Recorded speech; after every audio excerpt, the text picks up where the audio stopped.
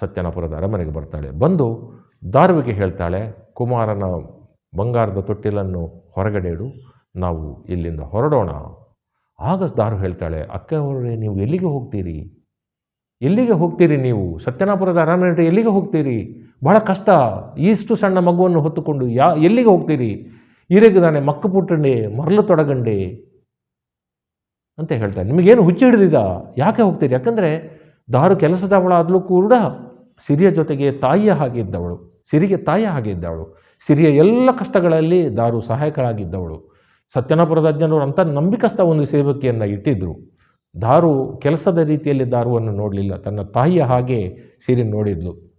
ಅದು ಮತ್ತೆ ಪಠ್ಯಗಳಲ್ಲಿ ನಮಗೆ ಸಿಗುತ್ತೆ. ಬೇರೆ ಬೇರೆ ಪಠ್ಯಗಳಲ್ಲಿ ದಾರುವಿನ ಸ್ಥಿತಿ ನಮಗೆ ಗೊತ್ತಾಗುತ್ತೆ ಹೇಗೆ ಅಂತ. ಅದನ್ನು ನಾನು ಮತ್ತೆ ವಿವರಿಸಲಿಕ್ಕೆ ಹೋಗ್ತೇನೆ.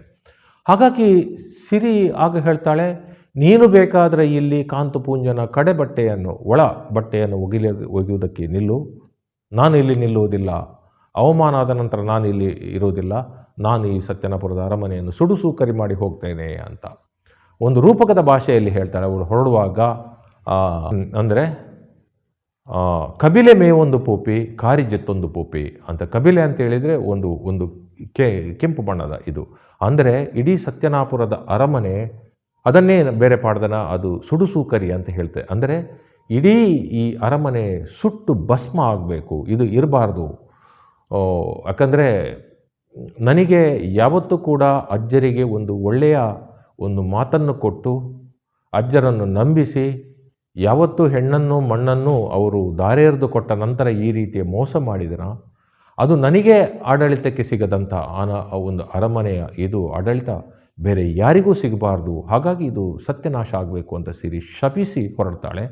ಆಗ ದಾರುವಿನಲ್ಲಿ ಹೇಳ್ತಾಳೆ, ತೊಟ್ಟಿಲು ಹೊತ್ಕೊಂಡು ನೀನು ಹೊರಗಡೆ ಬಾ, ಮತ್ತೆ ತಿರುಗಿ ನೋಡಬೇಡ ಅಂತ. ಆದರೆ ದಾರು ತಾನು ಚಿಕ್ಕಂದಿನಿಂದಲೇ ಅಲ್ಲಿ ಬದುಕಿ ಬಾಳಿರುವಂಥ ಒಂದು ಅರಮನೆ ಆದ ಕಾರಣ ಅವಳಿಗೆ ತಡಿಲಿಕ್ಕಾಗದೆ ಅರ್ಧ ದಾರಿಗೆ ಬಂದು ತಿರುಗಿ ನೋಡ್ತಾಳೆ. ನೋಡುವಾಗ ಅರಮನೆ ಉರಿತಾ ಉಂಟು. ಅಕ್ಕನವರೇ ಅಜ್ಜ, ನಮ್ಮ ಅರಮನೆ ಉರಿತಾ ಸುಡುಸೂಕರಿ ಆಗ್ತಾ ಇದೆ ಅಂತ ಹೇಳ್ತಾಳೆ. ಆಗ ಸಿರಿ ಹೇಳಿದೆ, ನಿನ್ನನ್ನು ನೋಡಬೇಡ ಅಂತ ಹೇಳಿದೆ, ನೀನು ಮತ್ತೆ ನೋಡಿದಿ. ಆ ತಪ್ಪಿಗೋಸ್ಕರ ಅಜ್ಜನವರಿದ್ದಂಥ ಕೋಣೆ ಮತ್ತು ಕುಮಾರ ಮಲಗಿರುವಂಥ ಕೋಣೆ, 2 ಕೋಣೆ ಉಳಿದು ಬರಲಿ, ಉಳಿದದ್ದೆಲ್ಲವೂ ಕೂಡ ಸುಡುಸೂಕರಿ ಆಗಲಿ ಅಂತ ಹೇಳಿ ಮತ್ತೆ ಅವಳು ಮಗುವನ್ನು ಎತ್ತಿಕೊಂಡು ಬೋಳದ ಕಾಡಿಗೆ ಹೋಗ್ತಾಳೆ. ಅಲ್ಲಿ ಬೋಳದ ಕಾಡಲ್ಲಿ ಅವಳು ಬೋಳದ ಕಾಡಿಗೆ ಹೋಗುವುದಕ್ಕಿಂತ ಮೊದಲು ಅವರು ನೇರವಾಗಿ ಬಸಲೂರ ಅರಮನೆಗೆ ಬರ್ತಾಳೆ. ಬಸಲೂರ ಅರಮನೆಗೆ ಬಂದಾಗ ದೂರದಿಂದ ಕಾಂತಪುಂಜನ ತಾಯಿ ಅಂದರೆ ಸಿರಿಯ ಅತ್ತೆ ಶಂಕರಪುಂಜನ ನೋಡ್ತಾಳೆ. ಕಾಂತಪುಂಜನ ನೋಡ್ತಾನೆ. ನಾವು ಕರೆಯದೇನೆ ಸಿರಿ ತೊಟ್ಟಿಲ ಮಗು ಹಿಡ್ಕೊಂಡು ಬರ್ತಾ ಇದ್ದಾಳೆ. ಮಗುವಿನ ಅಲ್ಕು ಉಲ್ಕ ಅಂತ ಹೇಳಿದರೆ ಅದರ ಈ ಯಾವುದು ನಿವಾಳಿಸುವಂಥ ಇದಿದೆಯಲ್ಲ, ಅದನ್ನು ತೆಗೀಲಿಕ್ಕೆ ನೀವು ತಟ್ಟೆಯಲ್ಲಿ ಇದು ತನ್ನಿ ಅಂತ ಹೇಳ್ತಾಳೆ. ಆಗ ಅದನ್ನು ತೆಕ್ಕೊಂಡು ಶಂಕರಪುಂಜನಿಗೆ ಬಂದಾಗ ಸಿರಿ ತುಂಬ ಸಿಟ್ಟುಕೊಳ್ತಾಳೆ. ನೀವು ನನ್ನನ್ನು ತೊಟ್ಟಿಲ ಮಗು ಕರೆಯುವ ರೀತಿಯಲ್ಲಿ ಕರೀತಿದ್ರೆ ನಾನು ನಿಮ್ಮ ಅರಮನೆ ಒಳಗಡೆ ಬರ್ತಾ ಇದ್ದೆ. ನೀವು ಆ ರೀತಿಯಲ್ಲಿ ಕರೀಲಿಲ್ಲ, ನನಗೆ ಬಹಳ ಕಷ್ಟ ಕೊಟ್ಟಿದ್ದೀರಿ. ಆದ ಕಾರಣ ನನಗೆ ಆರ್ಯಬನ್ನಾಯ ಬಳಿಯನ್ನು ತೆಗೀರಿ, ಪುತ್ರ ಬನ್ನಾಯ ಹಿಡಿ ಅಂದರೆ ಪುಂಡಿಸೆರಸರೆ ಅಂದರೆ ನಿಮ್ಮ ಒಂದು ರೀತಿಯ ನಿಯಂತ್ರಣ ಇದೆಯಲ್ಲ, ಅದನ್ನು ಬಿಟ್ಟುಕೊಡಿ. ಅಂದರೆ ನನಗೆ ಬರ ಹೇಳಿ, ನನಗೆ ಬರ ಕೊಡಿ, ನಾನು ವಿಚ್ಛೇದನವನ್ನು ಕೇಳ್ತಾ ಇದ್ದೇನೆ ನಿಮ್ಮಲ್ಲಿ ಎನ್ನುವಂಥ ಮಾತನ್ನು ಕೇಳ್ತಾಳೆ. ಆಗ ಕಾಂತಪುಂಜನಿಗೆ ತುಂಬ ಸಿಟ್ಟು ಬರುತ್ತೆ. ನೀನು ಏನು ಅಂತ ತಿಳ್ಕೊಂಡಿದ್ದಿ? ನಿನಗೆ ತಮೇರಿ ಯಾರು? ತಮೇರಿ ಅಂದರೆ ರಕ್ಷಕ, ನಿನ್ನ ರಕ್ಷಕನನ್ನು ಅಂತ ಹೇಳ್ತಾಳೆ. ಆಗ ಅವಳು ಬೇಳಿ ಇರುತ್ತೆ, ಬೇಳಿಯ ತೂಣ ಅಂದರೆ ಆ ಗೂಟವನ್ನು ತೆಗೆದು ಇದು ನನ್ನ ರಕ್ಷಕ ಅಂತ ಹೇಳ್ತಾಳೆ. ಬೇಳಿಯ ತೂಣವನ್ನು ರಕ್ಷಕ ಅಂತ ನಾನು ತಿಳ್ಕೊಳ್ಳಿಕ್ಕಾಗೋದಿಲ್ಲ ಅಂತ. ಕೊನೆಗೆ ಕುಮಾರನನ್ನೇ ಇವ ನನ್ನ ರಕ್ಷಕ, ಹಾಗಾಗಿ ನನಗೆ ಬರಕೊಡಿ ಅಂತ ಕೇಳ್ತಾಳೆ. ಆಗ ಅವ ಹೇಳ್ತಾನೆ, ನನಗೆ ಹುಟ್ಟಿದಂಥ ಮಗು ನನಗೇ ರಕ್ಷಕ ಅಂತ ನನಗೆ ಎದುರು ನಿಲ್ಲಿಸಿದೆಯಲ್ಲ ಅಂತ ಹೇಳಿ ಕೊನೆಗೂ ಕೂಡ ಸಿರಿಗೆ ತುಂಬ ಸಿಟ್ಟು ಬಂದು ಕೆಕ್ಕಿಯ ಕಿಲಬಂದಿ, ಕೈಯ ಇದು, ಮೂಗಿನ ನತ್ತು ಇವೆಲ್ಲವನ್ನು ತೆಗೆದು ಬಸಲೂರ ಬೋದಿಗೆ ಕಂಬಕ್ಕೆ ಕಟ್ಟಿ ಸಿರಿ ಅವನಿಗೆ ಬರ ಹೇಳಿ ಅವನು ಹೊರಟು ಬರ್ತಾಳೆ. ಅವಳು ಅಲ್ಲಿಂದ ಮಗುವನ್ನು ಹೊರಿಸಿಕೊಂಡು ಹೊರಟು ಬರ್ತಾಳೆ ಸಿರಿ, ಕಾಂತಪುಂಜನಿಗೆ ಬರ ಹೇಳಿ. ಆಗ ಒಂದು ಶಾಪ ಕೊಡ್ತಾಳೆ, ಇನ್ನು ಮುಂದೆ ನಾನು ಮತ್ತು ನೀನು ಒಟ್ಟಾಗಬೇಕಾದ್ರೆ ನೀನು ಕುತ್ತಿಗೆಗೆ ನೊಗ ಮತ್ತು ನೇಗಿಲನ್ನು ಕಟ್ಟಿಕೊಂಡು, ಹೆಗಲಿಗೆ ಜೋಳಿಗೆಯನ್ನು ಹಾಕಿಕೊಂಡು, ನೀನು ಕಾಲಿಗೆ ಬಟ್ಟೆಯನ್ನು ಕಟ್ಟಿ, ನೀನು 4 ಮನೆ ಬೇಡ್ತಾ ಭಿಕ್ಷೆ ಬೇಡ್ತಾ ಬಂದಾಗ ನಾನು ಒದ್ದೆ ಕೈಯಲ್ಲಿ ನಿನಗೆ ಪುಂಡಿ ಭಿಕ್ಷೆ ಕೊಡ್ತೇನೆ, ಅಲ್ಲಿವರೆಗೆ ನಾನು ನೀನು ಜೊತೆ ಆಗಲಿಕ್ಕಿಲ್ಲ ಎನ್ನುವಂಥ ಒಂದು ಶಾಪವನ್ನು ಕೊಟ್ಟು, ಬಸಳೂರು ಅರಮನೆ ಕೂಡ ಇದೇ ರೀತಿಯ ಒಂದು ಸುಡುಸುಕರಿ ಆಗಲಿ ಎನ್ನುವಂಥ ಒಂದು ಶಾಪವನ್ನು ಕೊಟ್ಟು, ಎಲ್ಲ ಕಷ್ಟಗಳು ಬರಲಿ ಅಂತ ಶಾಪವನ್ನು ಕೊಟ್ಟು ಸಿರಿ ಅಲ್ಲಿಂದ ಹೊರಡ್ತಾಳೆ. ಒಂದು ಪಠ್ಯ ಹೇಳುತ್ತೆ, ಲೀಲಾ ಅವರ ಪಠ್ಯ, ನನಗೆ ಅದು ವಿಶಿಷ್ಟ ಅಂತ ಕಂಡಿತು. ಎಲ್ಲ ಪಠ್ಯಗಳು ಕೂಡ ಅವಳು ಈ ಕೆಕ್ಕಿಯ ಕಿಲಬಂದಿ ಇವೆಲ್ಲನೆಲ್ಲ ಮೂಗನ್ನತ್ತ ಎಲ್ಲೆಲ್ಲವನ್ನು ಅಲ್ಲಿ ಬಿಟ್ಟು ಅವಳು ಬಿಸಾಡಿ ಬೋದಿಗೆ ಕಂಬಕ್ಕೆ ಕಟ್ಟಿ ಹೊರಗಡೆ ಬರ್ತಾಳೆ ಅನ್ನುವಂಥ ಪಠ್ಯ. ಲೀಲಾ ಶೆಟ್ಟಿ ಅವರ ಪಠ್ಯ ಹೇಳ್ತಾ ಉಂಟು, ಅದನ್ನು ಕಾಂತುಪುಂಜ ಎಲ್ಲವನ್ನೂ ಕಟ್ಟಿ ಕುಮಾರನ ತೊಟ್ಟಿಲಲ್ಲಿ ಇಡ್ತಾನೆ. ತೊಟ್ಟಿಲಲ್ಲಿ ಇಟ್ಟು ನಿನಗೆ ಉರ್ಬ ಮಕರ ಅಂದರೆ ನಿನಗೆ ತಿಳುವಳಿಕೆ ಬಂದಾಗ ಕಿವಿಗೆ ಅರ್ತಿಕಾಯಿ ಕುಂಡಲ ಮತ್ತು ನಿನ್ನ ಸೊಂಟಕ್ಕೆ ಅದರಲ್ಲಿ ನೇವಳವನ್ನು ಹಾಕಿಕೋ ಮಗನೇ ಅಂತ ಹೇಳಿಕೊಂಡು ಅದನ್ನು ಕಟ್ಟಿ ಕಳಿಸಿದ ಅಂತ. ನಾನು ಯಾಕೆ ಅಂತ ಕೇಳಿದೆ. ಯಾಕಂದರೆ ನಮಗೆ ಈ ಹಾಡುಗಾರರು ಕೂಡ ಯಾಕೆ ಮುಟ್ಟಿ ಆಗ್ತಾರೆ ಅಂತ ಹೇಳಿದರೆ, ಈಗ ಕರ್ಗಿ ಶೆಟ್ಟಿ ಆಗಲಿ ಅಥವಾ ಲೀಲಾ ಆಗಲಿ, ಅವರು ಬಂಟ ಜನಾಂಗದವರು. ಬಂಟ ಜನಾಂಗದ ಒಳಗಡೆನ ಆಚರಣೆಯ ಒಳಗೆ ಇರುವಂಥ ಎಲ್ಲ ವಿವರಗಳು ಕೂಡ ಅವರಿಗೆ ಬಹಳ ಚೆನ್ನಾಗಿ ಗೊತ್ತು.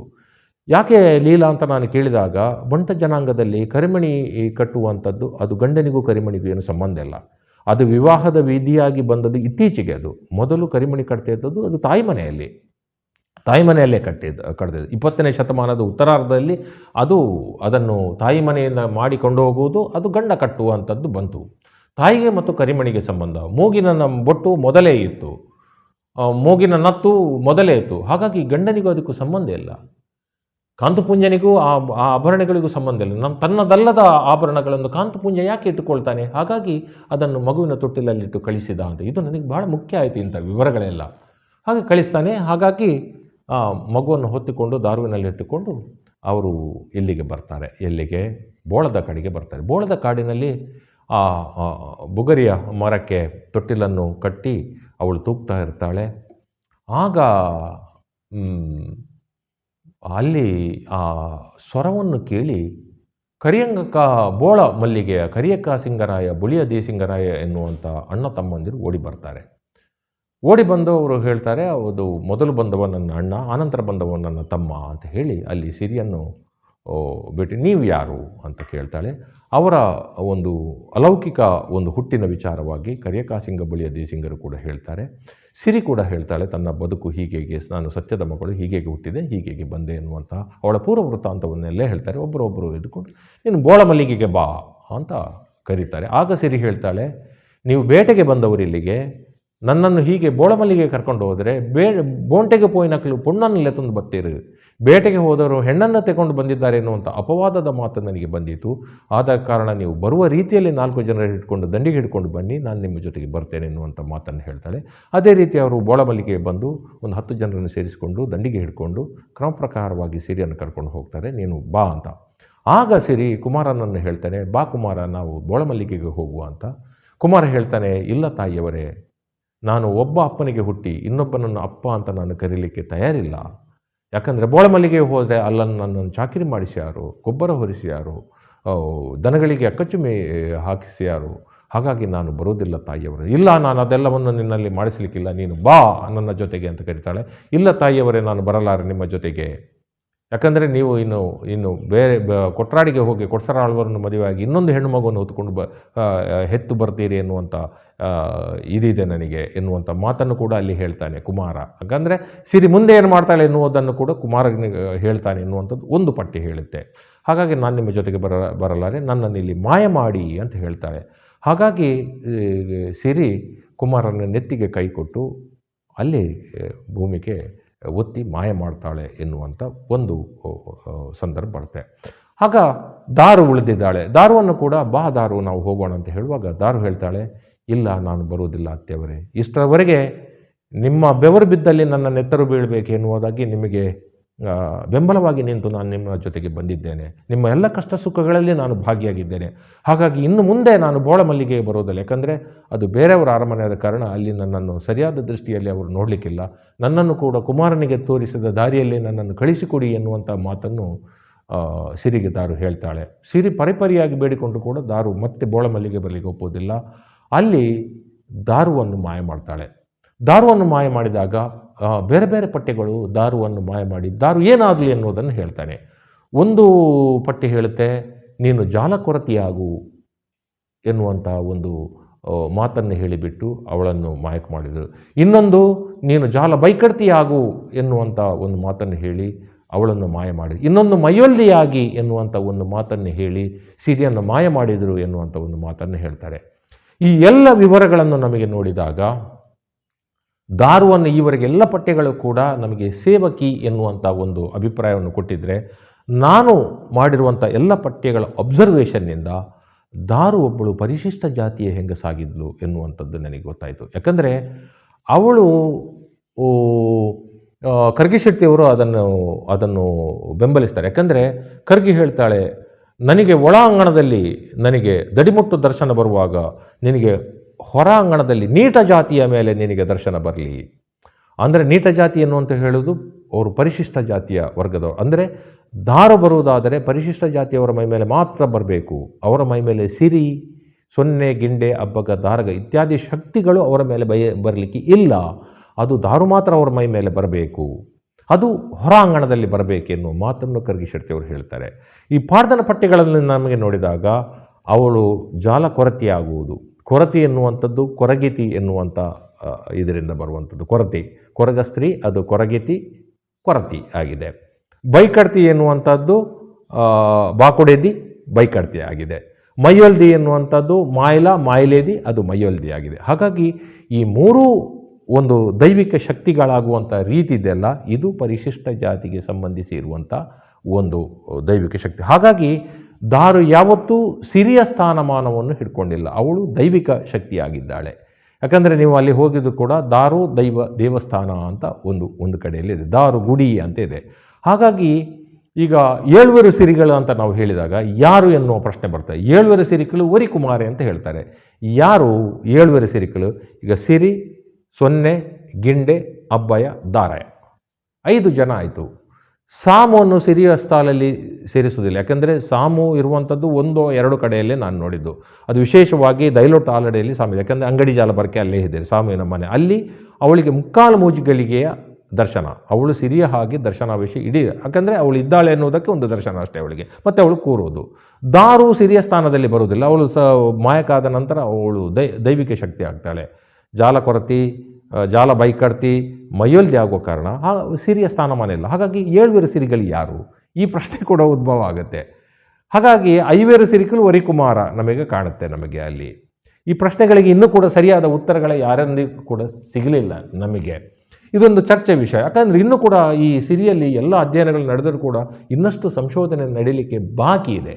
ಹಾಗಾಗಿ ಆ ಕಾಲದಲ್ಲಿ ಪರಿಶಿಷ್ಟ ಜಾತಿಯ ಅವಳು ದಾರು ಆಗಿದ್ದರೆ ಸತ್ಯನಾಪುರದ ಅಜ್ಜರು ಅವರ ಅರಮನೆಯಲ್ಲಿ ಪರಿಶಿಷ್ಟ ಜಾತಿಯ ಒಬ್ಬ ಹೆಣ್ಣು ಮಗಳಿಗೆ ಆಶ್ರಯ ಕೊಟ್ಟಿದ್ದಾರೆ ಅಂತಾಯ್ತು. ಹಾಗಾಗಿ ಆ ಕಾಲದಲ್ಲಿ ಯಾವುದೇ ಜಾತಿಯ ಇದು ಇರಲಿಲ್ಲ, ಎಲ್ಲ ಜಾತಿಯವರಿಗೆ ಮುಕ್ತ ಪ್ರವೇಶ ಇತ್ತು. ಸತ್ಯನಾಪುರದ ಅರಮನೆಯಲ್ಲಿ ತನ್ನ ಸಾಕು ಮಗಳಾಗಿ ಅಜ್ಜರು ಸಾಕಿದ್ದಾರೆ. ಮತ್ತು ಸಿರಿ ಕೂಡ ಅವಳನ್ನು ಅದೇ ರೀತಿಯಲ್ಲಿ ಬೆಂಬಲಿಸ್ತಾ ತಾನು ತಾಯಿಯಾಗಿ ನಿಂತು ಮಾಡಿದ್ದಾಳೆ ಎನ್ನುವಂಥ ಈ ಅಬ್ಸರ್ವೇಷನ್ಸ್ಗಳು ನಮಗೆ ಈ ಪಠ್ಯಗಳಿಂದ ನಮಗೆ ಸಿಗುತ್ತೆ ಎನ್ನುವಂಥದ್ದು ಬಹಳ ಬಹಳ ಮುಖ್ಯ. ಆನಂತರ ಬೋಳಮಲ್ಲಿಗೆಯಲ್ಲಿ ಇರ್ತಾಳೆ ಯಾರು? ಸಿರಿ. ಈ ಬೋಳಮಲ್ಲಿಗೆಗೆ ಕೊಟ್ಸರ ಆಳ್ವರು ಬರ್ತಾಯಿದ್ರು.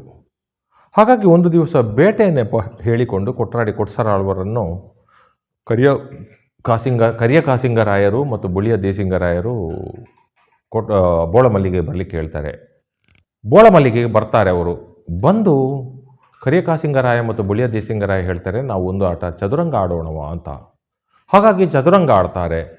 ಚದುರಂಗ ಆಡುವಾಗ ಇವರು ಹೇಳ್ತಾರೆ, ಬರೇ ಚದುರಂಗ ಆಡುವುದಲ್ಲ, ನಾವು ಯಾರನ್ನಾದರೂ ಪಣಕ್ಕಿಟ್ಟು ಆಡೋಣವ ಅಂತ. ಹಾಗಾಗಿ ಅವರು ಹೇಳ್ತಾರೆ, ನಾವು ಸೋತರೆ ನಮ್ಮ ತಂಗಿಯನ್ನು ನಿಮಗೆ ಮದುವೆ ಕೊಡ್ತಾರೆ, ನೀವು ಸೋತರೆ ನಿಮ್ಮ ತಂಗಿಯನ್ನು ನಮಗೆ ಕೊಡಬೇಕು ಎನ್ನುವಂಥ ಒಂದು ಪಣವನ್ನು ಇಟ್ಟುಕೊಂಡು ಆಡ್ತಾರೆ. ಅವರು ಆಡ್ತಾರೆ, ಮರುದಿವಸ ಹೋಗ್ತಾರೆ, ಮರುದಿವಸ ಬರ್ತಾರೆ.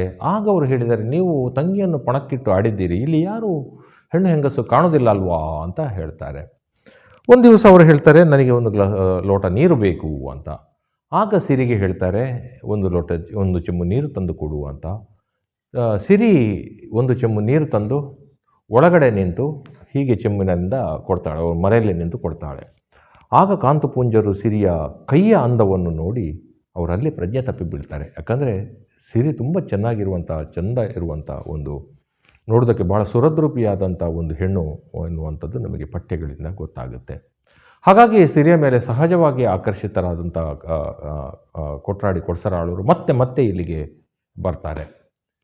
ಬಟ್ ಅವರಿಗೆ, ಯಾರಿಗೆ, ನಮ್ಮ ಕೊಟ್ರಾಡಿ ಕೊಡ್ಸರಾಳವರಿಗೆ ಅಂಗಡಿ ಜಾಲಬರ್ಕೆಯ ಸಾಮ ಆಳ್ವೇದಿ ಜೊತೆಗೆ ಮದುವೆ ಆಗಿರುತ್ತೆ.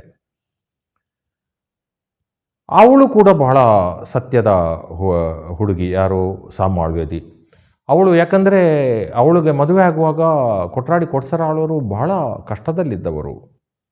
ಯಾಕಂದರೆ ಒಂದು ಪಾಡ್ದನೆ ಹೇಳುತ್ತೆ, ಅದು ಎದುರಿನ ಬಾಗಿಲಿಂದ ಕಾಗೆ ದಾಟಿ ಅದು ಕಿರುಬಾಗಿಲಿಂದ ಹೊರಗಡೆ ಹೋಗ್ತಾ ಇತ್ತು, ಎಲ್ಲವೂ ಬೀಳುವ ಸ್ಥಿತಿಗೆ ಇತ್ತು. ಒಂದು ತುಪ್ಪೆ ಕೂಡ ಅವರ ಮನೆಯಲ್ಲಿ ಇರಲಿಲ್ಲ. ಮದುವೆಯ ಸಂದರ್ಭದಲ್ಲಿ ಕೂಡ ಒಂದು ಊಟ ಹಾಕಲಿಕ್ಕೂ ಬಹಳ ಕಷ್ಟ ಆಯಿತು. ಹಾಗಾಗಿ ಸಾಮುವಿನ ಕಾಲಗುಣದಿಂದ ಅದು ಒಂದು ತುಪ್ಪೆ ಇದ್ದು ಅಂಥದ್ದು 7 ತುಪ್ಪೆ ಆಯಿತು. ಅರಮನೆ ಬಹಳ ವೈಭವಯುತವಾಗಾಯಿತು.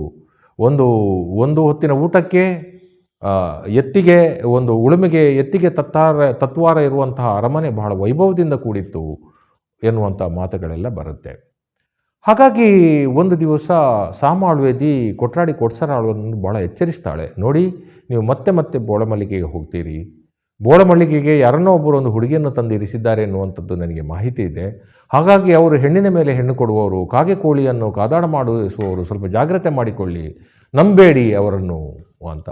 ಆದರೂ ಕೂಡ ಮತ್ತೆ ಮತ್ತೆ ಹೋಗ್ತಾ ಇದ್ದಾನೆ. ಅಲ್ಲಿ ಯಾವುದು ಅಡಿಕೆ ಬಾಯಿಗೆ ಹಾಕಿದರೆ ಸುಣ್ಣಕ್ಕೆ ಬೋಳಮಲ್ಲಿಗೆಗೆ ಬರ್ತಾ ಇದ್ದ ಎನ್ನುವುದನ್ನು ಪಾಡ್ದನಗಳು ಹೇಳ್ತವೆ. ಮತ್ತೆ ಮತ್ತೆ ಮಾಡಿ ಇವರು ಹೇಗಾದರೂ ಮಾಡಿ ಅವನಿಗೆ ಸಿರಿಗೆ 2ನೇ ಮದುವೆ ಮಾಡುವಂಥ ಒಂದು ಆಲೋಚನೆಯನ್ನು ಮಾಡ್ತಾರೆ. ಕೊನೆಗೆ ಅದು ಇವಳಿಗೆ ಗೊತ್ತಾಗುತ್ತೆ, ಯಾರಿಗೆ, ಸಾಮಿಗೆ ಗೊತ್ತಾಗುತ್ತೆ. ಸಾಮು ತುಂಬ ಆಕ್ಷೇಪಿಸ್ತಾಳೆ. ಕೊನೆಗೆ ಅವಳೆಯನ್ನು ಶಿಕ್ಷಿಸ್ತಾನೆ, ಕೊಟ್ರಾಡಿ ಕೊಡ್ಸರಾಳು ಶಿಕ್ಷಿಸ್ತಾನೆ. ಶಿಕ್ಷಿಸಿದಾಗ ಅದನ್ನು ತಡಿಲಿಕ್ಕಾಗದೆ ಅವಳು ತನ್ನ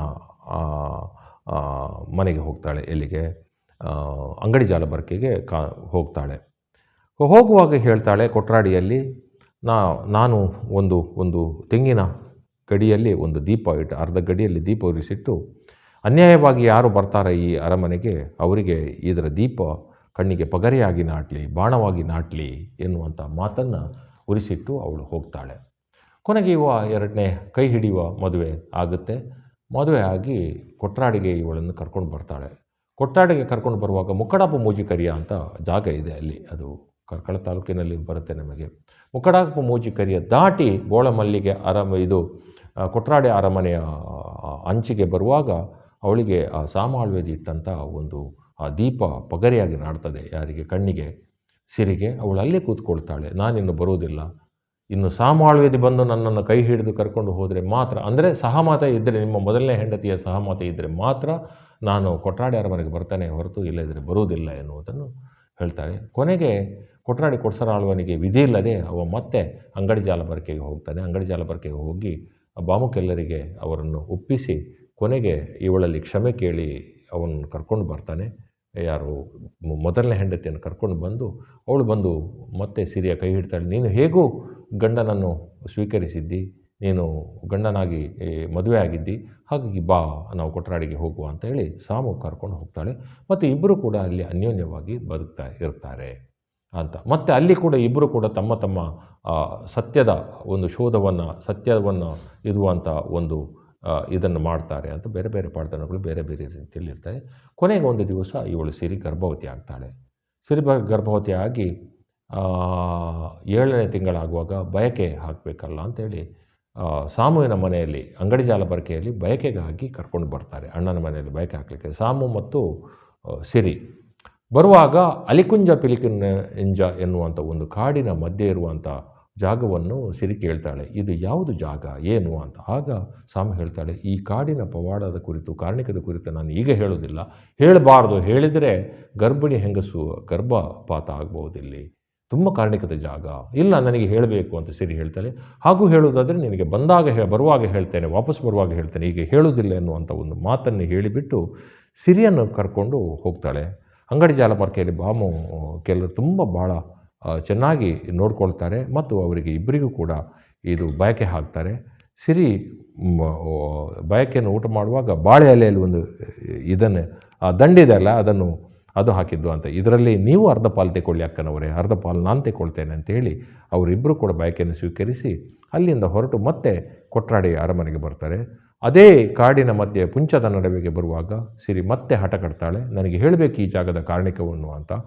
ಆಗ ಆ ಜಾಗದ ಕಾರಣಿಕವನ್ನು ಸಾಮಾಳುವುದು ಹೇಳುವಾಗ ಸಿರಿಗೆ ಅಲ್ಲೇ ಹೆರಿಗೆ ನೋವು ಕಾಣಿಸಿಕೊಂಡು ಅಲ್ಲೇ ಅವಳು ಹೆರಿಗೆ ಆಗುತ್ತೆ. ಹೆರಿಗೆ ಆಗೋದು ಅದುವೇ ಸೊನ್ನೆಯನ್ನು ಹೆರಿಗೆ ಮಾಡ್ತಾಳೆ. ಹೆಣ್ಣು ಮಗುವಿನ ಜನನ ಆಗುತ್ತೆ.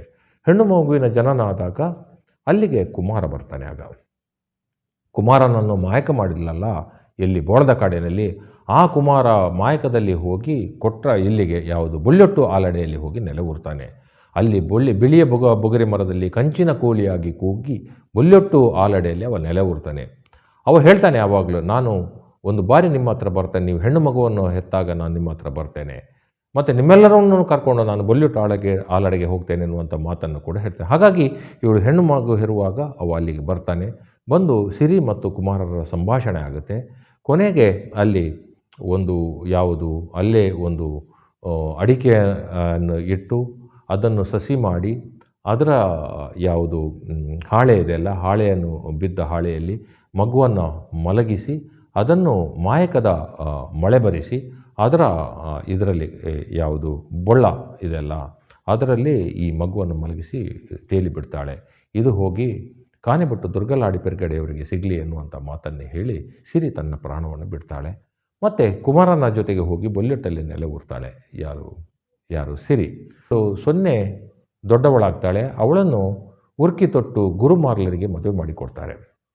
ಊರವರಲ್ಲೇ ಹೇಳ್ತಾರೆ, ನೋಡಿ ಈ ಋತುಮತಿಯ ಆಚರಣೆಗೆ ಸೊನ್ನೆ ಬಂದರೆ ನಾವಿಲ್ಲಿ ನಿಲ್ಲಬಾರ್ದು, ನಮಗಿದು ಅವಮಾನ. ಯಾಕಂದರೆ ಅವರು ಋತುಮತಿ ಆಗಲಿಲ್ಲ. ಅವಳು ಸೊನ್ನೆ ಋತುಮತಿ ಆಗ್ತಾಳೆ, ಗರ್ಭವತಿ ಆಗ್ತಾಳೆ. ಗರ್ಭವತಿಯಾಗಿ ಅವಳಿ ಮಕ್ಕಳು ಅಬ್ಬಯ್ಯ ಮತ್ತು ದಾರೆಯರಿಗೆ ಜನ್ಮ ಕೊಡ್ತಾಳೆ. ಕೊನೆಗೆ ಮದುವೆ ಮುಹೂರ್ತ ಕರೀಲಿಕ್ಕೆ ಎಲ್ಲ ಕಡೆಗೆ ಹೋಗುವಾಗ ಬೆರ್ಮರು ಇವರಿಗೆ ಬಂದು ನೆನಪಿಸ್ತಾರೆ ದಾರಿಯಲ್ಲಿ, ನೋಡಿ ನೀವು ಎಲ್ಲಿಗೆ ಹೋಗುವುದು, ನಾವು ಮಕ್ಕಳಿಗೆ ಮದುವೆಯ ಹೇಳಿಕೆ ಕೊಡಲಿಕ್ಕೆ ಹೋಗುವುದು, ಮದುವೆಯ ಮಕ್ಕಳಿಗೆ ಹೇಳಿಕೆ ಕೊಡಲಿಕ್ಕೆ ಮಕ್ಕಳಿಗೆ ಹರಿಕೆ ಇದೆ ಅಂತ ಕಂಡು ಬರುತ್ತಲ್ವಾ ಅಂತ. ಆಗ ಅವಳು ಜೋರು ಮಾಡ್ತಾಳೆ, ಮಕ್ಕಳಿಗೆ ಹರಿಕೆ ಹೇಳುವಾಗ ನೀನಿದ್ಯಾ ಅಲ್ಲಿ, ನಿನಗೇನು ಗೊತ್ತುಂಟು ಎನ್ನುವಂಥ ಮಾತನ್ನು. ಒಟ್ಟು ಸಿರಿ ಜಾತ್ರೆ ಎನ್ನುವಂಥದ್ದು ಅದು ಸತ್ಯನಾಪುರದ ಸಾವಿನ